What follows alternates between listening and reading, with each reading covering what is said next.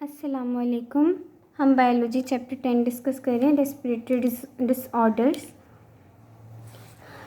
इसमें जो third number पे हमारा डिसऑर्डर है वो न्यूमोनिया है।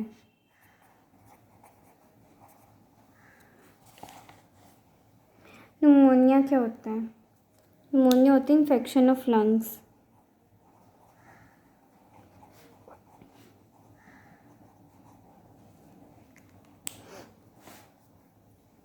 ठीक है, इन्फेक्शन जो होता है किस वजह से होता है? इन्फेक्शन इसमें एक बैक्टीरिया की वजह से होता है जिसका नाम है स्ट्रेप्टोकोकस न्यूमोनी।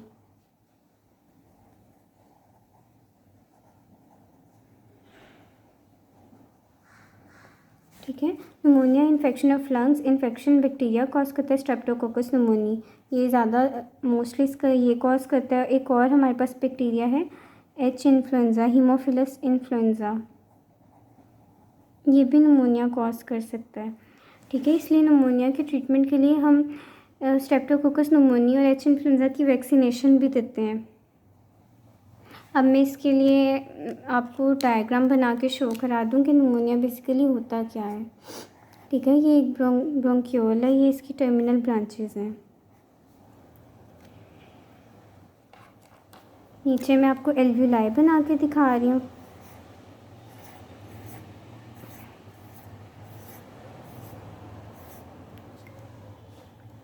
न्यूमोनिया में क्या होता है,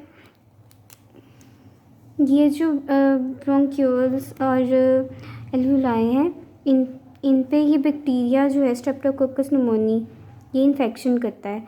ये इन एयर स्पेसिस में सेटल डाउन हो जाता है और वहाँ पे इन्फ्लेमेटरी रिएक्शन कॉज करता है जिसकी वजह से इन एल्व्यूलाई में पस बन जाती है।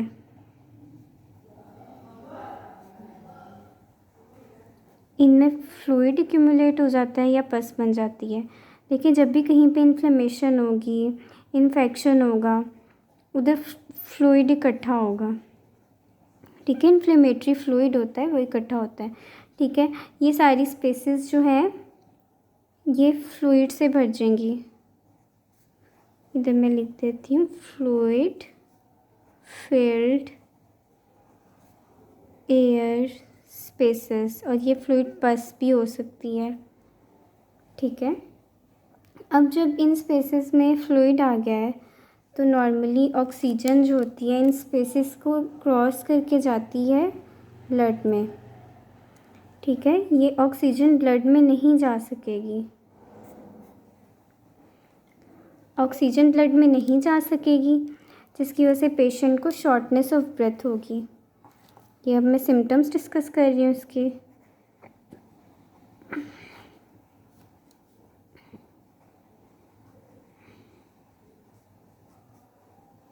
बैक्टीरियल इन्फेक्शन है तो इसमें फ़ीवर ज़रूर होगा पेशेंट को।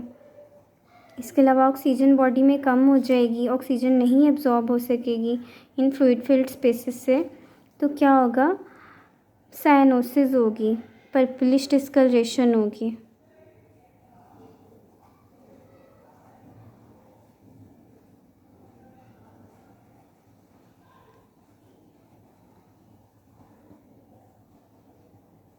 इसके अलावा स्पूटम प्रोडक्शन भी होगी।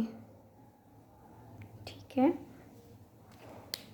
अब इसके बाद लास्ट पॉइंट यही है कि मैंने आपको बताया ये जो बैक्टीरिया है स्ट्रेप्टोकोकस न्यूमोनी, इसके लिए वैक्सीनेशन करते हैं और इसके ट्रीटमेंट में हम पेशेंट को एंटीबायोटिक्स देते हैं। बैक्टीरिया के अगेंस्ट जो मेडिसिन यूज़ होती हैं उसे एंटीबायोटिक्स कहते हैं। Anti means against, bio means life. तो एंटीबायोटिक्स बैक्टीरिया के अगेंस्ट जो मेडिसिन होती हैं उन्हें एंटीबायोटिक्स कहते हैं। तो ये हमारा न्यूमोनिया डिस्कस हो गया।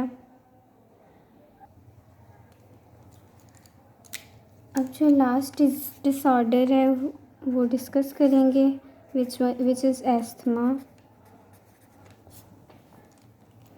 एस्थमा क्या होता है, इन्फ्लेमेशन होती है। अगेन ये इन्फ्लेमेशन होती है, इन्फ्लेमेशन ऑफ ब्रोंकाई होती है।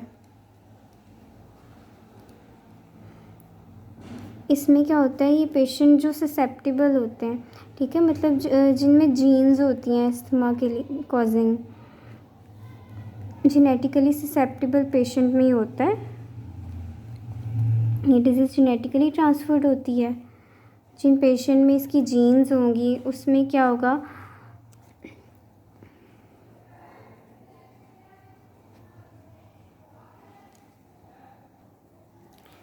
तो जिन पेशेंट में इनकी जीन्स होती हैं उसमें जब भी कोई केमिकल है या कोई इरिटेंट है उसका एक्सपोजर होगा तो ये ब्रोंकाई और ब्रोंक्यूल्स कंस्ट्रिक्ट कर जाएंगे, ठीक है। अब इरिटेंट्स में क्या हो सकता है, परफ्यूम्स हो सकते हैं,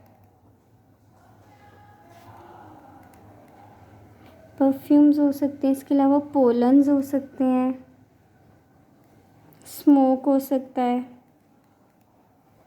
और डस्ट, ठीक है। ये सारे इरिटेंट्स हैं जिनकी वजह से इन्फ्लेमेशन हो जाती है ब्रोंकाई की। मतलब ये मैंने आपको कॉज बता दिए इसके अस्थमा के, जेनेटिकली ट्रांसफर्ड होता है और इन चीज़ों की वजह से एक रिएक्शन होता है, वो मैं आपको बता देती हूँ क्या होता है।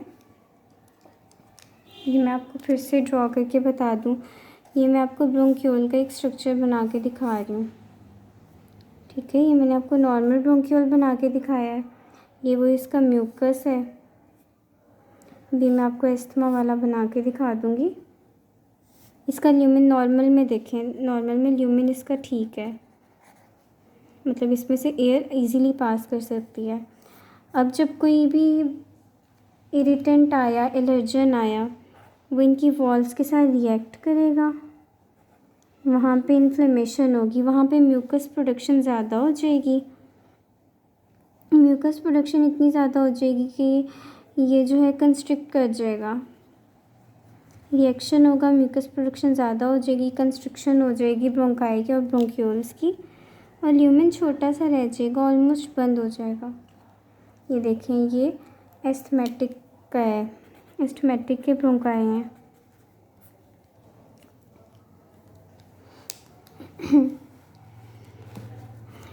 तो इसमें अब मैं आपको इसके सिम्टम्स डिस्कस कर लूँ।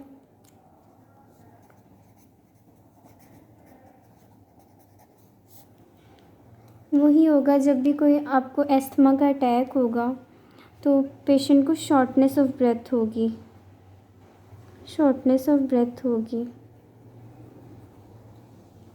ठीक है।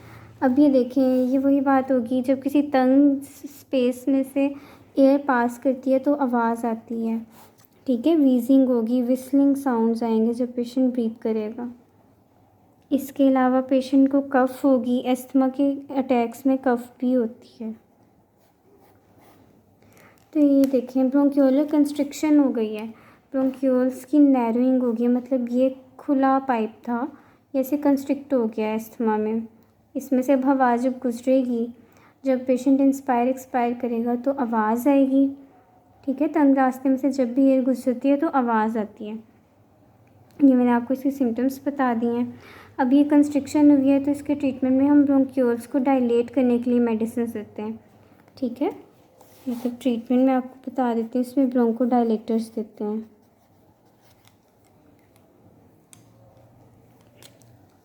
ट्रीटमेंट इसका है ब्रोंको डायलेटर्स। ये मेडिसिन होती हैं जो ब्रोंक्यूल्स को डायलेट कर देती हैं, ठीक है, in the form of inhalers देते हैं।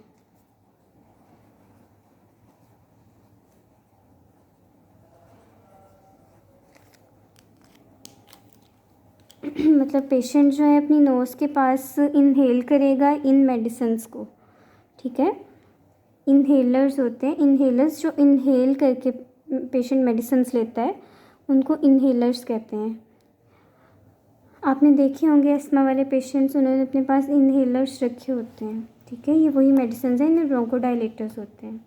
चलिए, थैंक यू स्टूडेंट्स, अल्लाह हाफिज़।